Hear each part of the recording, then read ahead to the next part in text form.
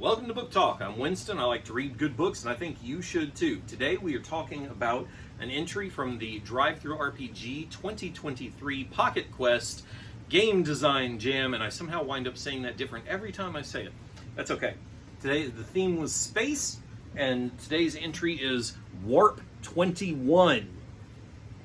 I was looking forward to reading this one. It says right on the front, a retro-futurist space tabletop RPG, and that is my jam. My own entry is retro future 1950s. Of course, I'm a big fan of the Starman series, which I've arranged with the team to republish, which is the 1960s type of science fiction. I'm a big fan. I was looking forward to seeing this.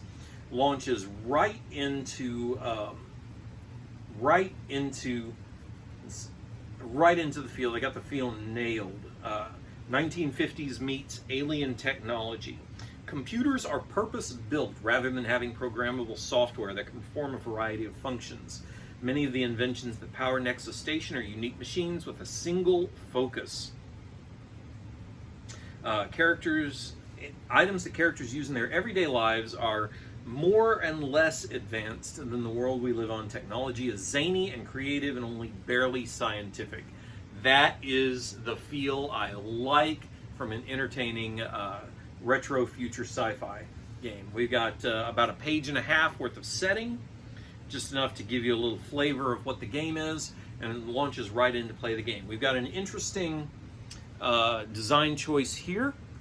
We can see a little glimpse of the layout here. We've got that they're using that negative inverted white type on a black background.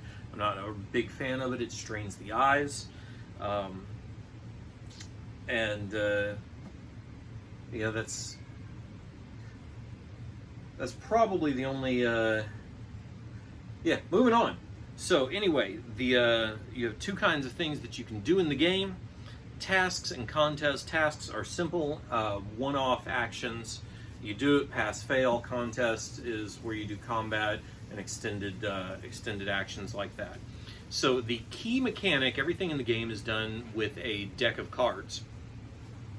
You can do a task, deal out your cards. You get one card. You might get one card. I think you do get one card anytime. You have to hit an 11 or better.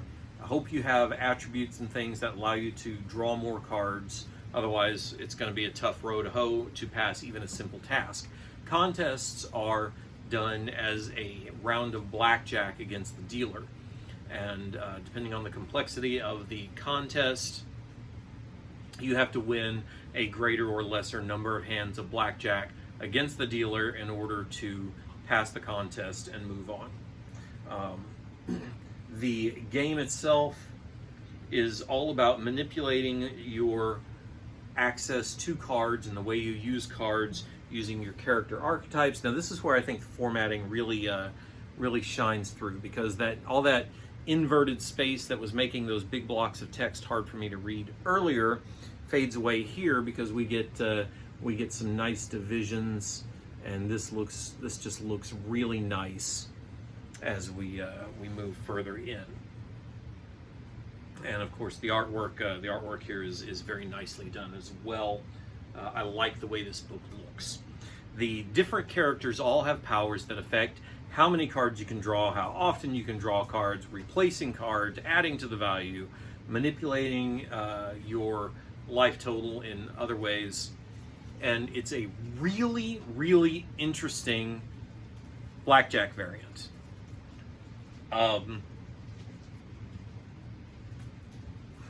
And that's what it is. I would love to see this game as a tabletop themed blackjack variant, rather than trying to use that mechanic as a resolution for an RPG.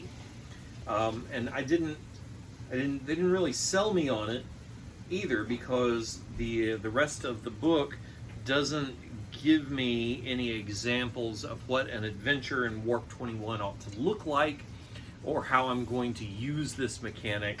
There's a couple of brief write-ups to explain how it works, and that worked well, but there's nothing to show me that this is what an adventure using this mechanic in this setting runs like. This is how it's supposed to be laid out. This is what you are going to do with it. So I'm a little bit at sea.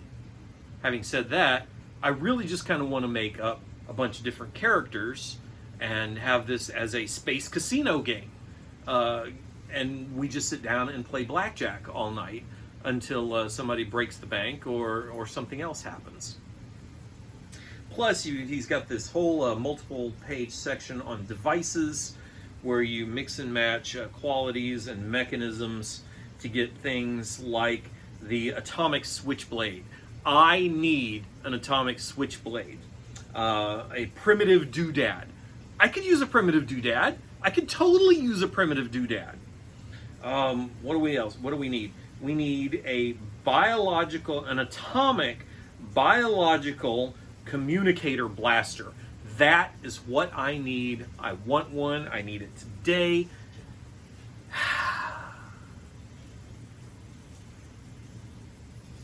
So cool.